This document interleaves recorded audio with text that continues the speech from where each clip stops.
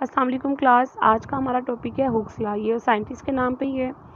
अब ये लॉ हमें बताता है कि किसी भी बॉडी की जो डिफॉर्मेशन है यानी कि चेंज इन लेंथ, शेप या साइज़ है वो किस पे डिपेंड करता है। अब हमने एक स्ट्रिंग ली, उस स्ट्रिंग के साथ मैंने एक मैश अटैच कर दिया। अगर मैं उसी स्ट्रिंग के साथ 2 मैसेज अटैच कर दूँ या 3 मैसेज अटैच कर दूँ तो वो जो है उसकी लेंथ इंक्रीज़ होती जाएगी। वो क्यों इंक्रीज़ होगी? वो हमारे पास इंक्रीज़ होगी क्योंकि हमने उसमें जो है उसका मैश इंक्रीज़ किया। जब मैश इंक्रीज़ किया है तो यानी कि उसका वेट भी इंक्रीज़ होगा और वो वेट W=mg हमारे पास होता है फोर्स। यानी कि हम जितना उसका मैश इंक्रीज़ करेंगे उसकी फोर्स भी इंक्रीज़ होगी और इन शॉर्ट जितना फोर्स इंक्रीज़ होगी हमारे पास उसकी लेंथ भी इंक्रीज़ होगी। अब ये बेसिकली हमारे पास है हुक्स लॉ, यानी कि जितनी हम उस बॉडी में स्ट्रेस प्रोड्यूस करवाएंगे उतनी ही उसमें स्ट्रेन होगी, यानी कि चेंज इन लेंथ होगी। तो stress is directly proportional to strain. जब हमने प्रोपोर्शनैलिटी का साइन ख़त्म किया तो इक्वल और साथ में एक कांस्टेंट, और वो कांस्टेंट किसके इक्वल है? Stress divided by strain.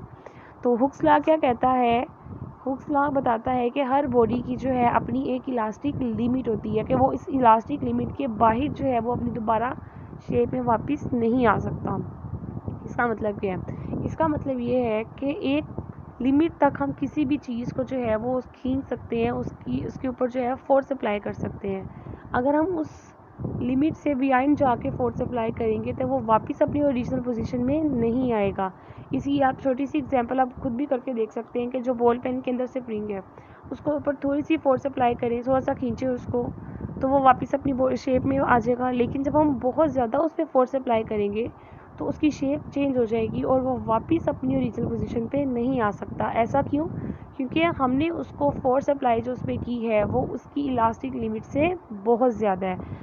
तो हर बॉडी अपनी इलास्टिक लिमिट के अंदर जब हम उसके ऊपर कोई फोर्स अप्लाई करें तो उसकी बॉडी पे जो है वो डायरेक्टली प्रोपोर्शनल होती है उसके स्ट्रेन के।